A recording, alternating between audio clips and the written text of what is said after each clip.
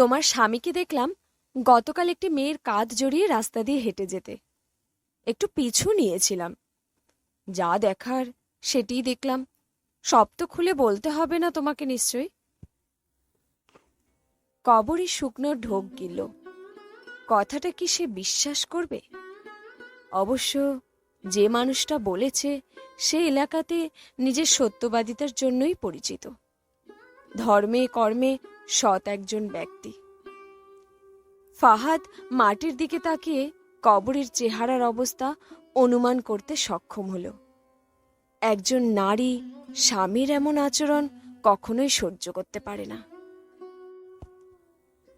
আপনি সত্যি দেখেছেন ওটা আমার মেয়ের বাবা নেহাল ছিল? কবরীর কণ্ঠ তরঙ্গায়িত হচ্ছে উত্তেজনাতে। নিশ্চয় ভেতরে ঝড় উঠেছে। জি, আমাকে বিশ্বাস না হলে কিছু ছবি দেখতে পারো, যা তোমার মেসেঞ্জারে পাঠালাম আমি। দেখো, তুমি আমার ছোট বোনের মতো। তোমার বাবা আমাকে সারা জীবন নিজের ছেলের মতো আদর করেছে। আব্বা যখন চলে গেল তখন আমাদের মাথায় ছাতা হয়ে দাঁড়িয়েছিলেন। আমি জানি ছবিগুলো দেখলে তোমার সংসারে সমস্যা হবে, কিন্তু চুপ করে থাকলে ক্ষতিটা আরো বেশি হবে তোমার। তাছাড়া তুমি নিশ্চয় সত্যি বা মিথ্যে যাচাই করে নেবে। আমি দেখব। ধন্যবাদ আপনাকে, কিন্তু যদি সব সত্য হয় তাহলে কি করব আমি? জীবনে এমন কিছু পরিস্থিতির সম্মুখীন হই আমরা, যখন কিছু করার জন্য থাকে না, দ্বিধাতে ভুগতে থাকি। তবে পরবর্তীতে যখন সেই অবস্থা থেকে বের হই, দেখা যায় সমাধান আমাদের সামনে ছিল, আমরা দেখিনি। তা আবেগের বশে হোক অথবা যে কোনো কারণে। শেষে যা করবে বিবেক ও ভবিষ্যৎ চিন্তা ভাবনা করে। কবরী দীর্ঘশ্বাস ফেলল। রাস্তাঘাটে দাঁড়িয়ে কান্না করার মতন মেয়ে সে নয়। মলিন হেসে বলল, আসি ভাইয়া, আবার দেখা হবে। ফাহাদ আস্তে করে মাথা দুলালো। নিজের মনে সংশয় হচ্ছে, কবরীর জীবনটাকে কি সে একটা গোলক ধাঁধাতে বেঁধে ফেলল? অবশ্য চুপ থাকাটাও সম্ভব ছিল না। মেয়েটার গমন পথের দিকে তাকিয়ে সে শুধু কল্যাণ কামনা করল। চিরপরিচিত নিজ বাড়িটাকে আজ কবরীর অচেনা লাগছে। মাথার ভেতর সব কিছু শূন্য।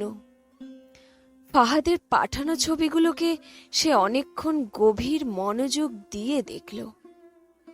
সত্যি, দূর থেকে নেহাল ও মেয়েটাকে দেখে একজোড়া ফুল বোধ হচ্ছে। মেয়েটাকে চেনে কবরী। নেহালের ভার্সিটির বান্ধবী কেয়া। চাকরির জীবনে পা দিয়েও যাদের মধ্যে অনেক সুসম্পর্ক বিদ্যমান ছিল। এক দুবার অবশ্য কাছের মানুষদের থেকে গুঞ্জন শুনেছিল দুজনের মধ্যে গভীর কিছু একটা আছে। তবে কবরী তা ভুল কথা বলে উড়িয়ে দিয়েছিল। অথচ আজ সব জলজ্যান্ত প্রমাণ তার সামনে। এমনকি নেহাল ও কেয়ার চুমো খাওয়ার ছবিটাও। কবরীর গা ঘিন ঘিন করে উঠল। এটা সেই নেহাল যে তার হাত রাস্তাতে ধরতে লজ্জা পায়? একটি পবিত্র সম্পর্কে যার এত লজ্জা, সে কিনা অবৈধকে আরাধনা করছে। ফোনটা পাশে রেখে সোফাতে গা এলিয়ে দিল। মাথায় সিলিং ফ্যান ঘুরলেও শরীর ঘেমে উঠছে। এহেন সময় তার 4 বছরের মেয়ে এসে তার পাশে বসল। বাচ্চাটির শরীরের মায়া মায়া গন্ধে কবরীর শরীর ভেঙে এলো। আজ নেহাল বাসায় আসার পর সব বোঝাপড়া করার ফলে যদি শেষ হয়ে যায়, তখন মেয়েটা কি বাবা ছাড়া থাকবে? বোধহয় হ্যাঁ। অথবা কবরী কি সব জেনে বুঝে চুপ থেকে যাবে? অন্য কিচ্ছু ভাবতে পারছে না সে। চোখের কার্নিশ বেয়ে এক ফোঁটা অশ্রু গড়িয়ে পড়ে। সন্ধ্যা নেমে আসার সঙ্গে সঙ্গে কবরীর মনে ভয় আরো বেশি করে দানা বাঁধে। নেহালের বাসায় ফেরার সময় হয়ে গিয়েছে। যথাসময়ে কলিং বেল বেজে উঠল। কবরী কাঁপা কাঁপা পায়ে গিয়ে দরজা খুলে দিল। আজ যা গরম পড়েছে কবরী, এক গ্লাস ঠান্ডা শরবত দাও তো। তা নয় শান্তি মিলবে না, আমি গোসল করে আসছি। স্ত্রীকে অতিক্রম করে নেহাল ভেতরে প্রবেশ করল। বাবাকে দেখে মেয়ে দৌড়ে আসে। কবরী চিন্তা করে কত সুন্দর একটি সংসার তার। স্বামীর ভালোবাসা খুব করে না পেলেও আছে। মেয়ের মাথাতে ছাদ আছে। সব নষ্ট করে ফেললে ভবিষ্যৎ কেমন হবে? সে লম্বা একটি শ্বাস নিয়ে বলল, নেহাল, দাঁড়াও, আমার তোমার সাথে কিছু কথা আছে। এখন না প্লিজ। এক্ষুনি, বরং কথা নয়, কিছু দেখানোর আছে। স্ত্রীর শক্ত কণ্ঠে নেহালের ভ্রু কুঞ্চিত হয়ে গেল। কোমরে হাত দিয়ে বলল, অফিস থেকে কেবল এলাম, কি অশান্তি করার আছে বলো? অশান্তি? তোমার ও কেয়ার মধ্যে কি চলছে? আবার কে কি বলল তোমাকে? ও শুধু আমার একজন ভালো বন্ধু। চুমো খাওয়া যায় এমন বন্ধু? মানে? কবরী খেয়াল করল নেহালের চেহারার রং পরিবর্তন হলো। সে নিশ্চিত হলো সত্যি কিছু তো আছে যা তার থেকে এতদিন লুকিয়ে গিয়েছে। সে টেবিল থেকে ফোনটা তুলে সেখানে থাকা ছবিগুলো নেহালকে দেখালো। পুরোটা দেখানোর পর আস্তে করে জিজ্ঞেস করল কবরী, আমার মধ্যে কিসের কম ছিল? কিছু লুকাবে না? কিছু না, লুকানোর কিছু নেই। তাহলে এসব? তুমি জানো কেয়া কখনো বিয়ে করবে না। ওর কিছু ফিজিক্যাল নিডস আছে। তেমনি মেয়ে হওয়ার পর তোমারও দায়িত্ব বেড়ে গিয়েছে। এটা চলছে কতদিন ধরে? মানে 4 বছর ধরে? দেখো, আমাদের সংসারে কোনো ঝামেলা হয়নি এই জন্য। যদি চুপ থাকো আমাদের মেয়ের ভবিষ্যৎটা বেঁচে যাবে।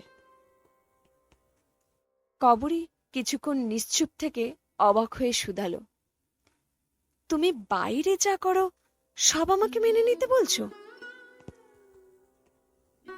এছাড়া তোমার কোনো উপায় আছে? পড়াশোনা করলেও চাকরির ব্যাপারে উদাসীন ছিলে। ডিভোর্সের চিন্তা করলে শেষে তোমারই ক্ষতি হবে। আমি এতিম নয়, ভুলে গেলে চলবে না তোমার নেহাল। তা নও অবশ্য, কিন্তু বাবার বাড়ি গিয়ে দেখো, ডিভোর্সি মেয়েদের সেখানে কত সম্মান। তাছাড়া এত কষ্ট করে সারাদিন তোমার ফাও কথাবার্তা শুনবো না। ভরণ পোষণ করছি তো, আমার কথা মতো সব চলবে। আমার বাবা ও শ্বশুর তারা তোমার থেকে জীবনে বেশি ইনকাম করেছে। কখনো তো আমার মা শাশুড়ির মুখে এমন কথা শুনিনি যে বাহিরেও এমন বন্ধু দরকার ছিল তাদের স্বামীর। ছি, আমি তোমাকে মাফ করব না নেহাল। অবশ্যই ডিভোর্স দিব। মানিয়ে নেওয়ার কোনো প্রশ্নই আসে না।